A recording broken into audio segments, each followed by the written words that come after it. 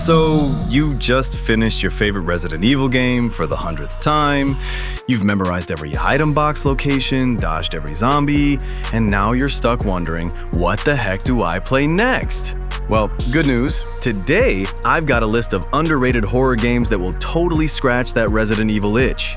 Some are retro throwbacks, some are modern takes, but all of them are somehow slept on. If you're into limited ammo, creepy hallways, and that constant feeling of, I should have saved before this door, then stick around. You might just find your next favorite nightmare. First on this list is Tormented Souls. It's practically a love letter to Resident Evil 1. You've got fixed camera angles, slow tension building exploration, and puzzles that require more medallions than a secret society. It looks and feels like a game straight out of the late 90s, but in a good way. As for where it might lose you, the voice acting. Let's just say it adds to the retro charm. And the story goes from zero to what is happening real fast. Expect plot twists, biological horror, and the kind of weirdness that makes you question what's in the hospital water supply.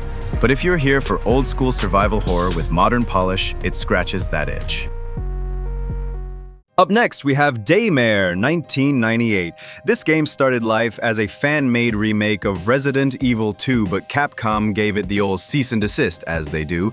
So the devs pivoted and turned it into its own full game. And honestly, it wears its Resident Evil influence like a badge of honor. You've got over-the-shoulder shooting, limited ammo, item-based puzzles, key cards galore, and a whole mess of government conspiracies gone wrong. The game switches perspectives between multiple characters, very RE2, and has that distinct 90s survival horror energy.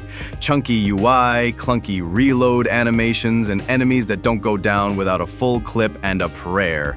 It even includes a manual ammo management system where you have to reload clips and manage rounds outside of combat. It's a small thing, but it adds tension in the middle of fights and forces you to think ahead. Basically, if you miss the janky intensity of classic RE gunplay, this one's got your back. Daymare looks solid, and it has the structure of a great survival horror, but it's also rough around the edges. The controls can be stiff, the animation's a little janky, and the voice acting, well, it's probably not winning any awards. Think early 2000s direct-to-DVD horror movie vibes. Earnest, but unintentionally hilarious at times. Still, if you can look past the B-movie presentation, there's a surprisingly engaging horror game underneath. It doesn't reinvent the genre, but it knows exactly what it's trying to be, a modern throwback to the golden age of survival horror. Third on our list is Signalis. Signalis is what happens when you toss Resident Evil, Silent Hill, and Ghost in the Shell into a blender and pour the result over a CRT monitor from 1995. It's a psychological horror game with a retro-futuristic look, fixed camera angles, tight corridors, and a cold, eerie atmosphere that creeps under your skin instead of jump-scaring it off. You'll manage limited resources, solve puzzles, and constantly shuffle your inventory around with that good old "which 6 things do I need more than my 1 health pack" panic. It's deeply inspired by the survival horror classics, but filters everything through a dystopian sci-fi lens that makes it feel fresh and unsettling in its own unique way. This isn't the game for people who want fast-paced action or loud, in-your-face scares. The pacing is deliberate. It wants you to feel lost, confused, and maybe even a little uncomfortable. The story is layered in symbolism and told more through environmental clues and cryptic notes than cutscenes. Some players might bounce off the slower pace or the more abstract storytelling, especially if they're expecting a more straightforward horror plot. But if you enjoy piecing together fragmented narratives, uncovering the history of a decaying world, and feeling genuinely unsettled without always knowing why, Signalis is the kind of game that doesn't just spook you, it lingers. Next on our list is Heaven Dust 2. We're skipping the original Heaven Dust and going straight to the sequel.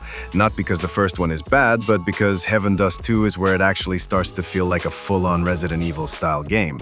The devs clearly took notes from the original and said, okay, now let's add real combat, more complex puzzles, proper level design, and some actual tension. The result is a surprisingly solid survival horror experience. You've got key items, locked doors, inventory stress, shotgun upgrades, and even boss fights. And yes, it still looks like a game starring zombie Funko Pops, but it plays like it wants you to take it seriously. The art style might be a turnoff if you're expecting something gritty and gruesome. It's colorful, borderline adorable, and never really scary. It's more like mild unease than full-blown terror. But if you're here for the core gameplay loop of puzzle solving, ammo counting, and backtracking through secret labs, Heaven Dust 2 is a surprisingly competent tribute to the RE formula, just with more round heads. And last but not least, Vaccine. This one's a deep cut, tank controls, randomly generated rooms, and a 30-minute timer to find a cure for your infected partner. It's like Resident Evil got jammed into a roguelike, and the result is chaotic, frustrating, and oddly addictive. The learning curve is steep, you will die a lot. The camera angles will betray you, and the randomness can feel unfair, but if you're into mastering difficult systems and love the rough edges of old-school survival horror, this one delivers a unique, if punishing, experience. So there you go. 5 underrated horror games that'll fill the Resident Evil-shaped hole in your heart. Whether you want creepy corridors, old-school puzzles, or just to hoard shotgun shells like your life depends on it, there's something here for every type of RE fan. If you end up trying one of these, or if you've got a game that I missed, let me know in the comments. And hey, don't forget to like the video, subscribe, and share it with your friend that loves Resident Evil. I'll see you again next time.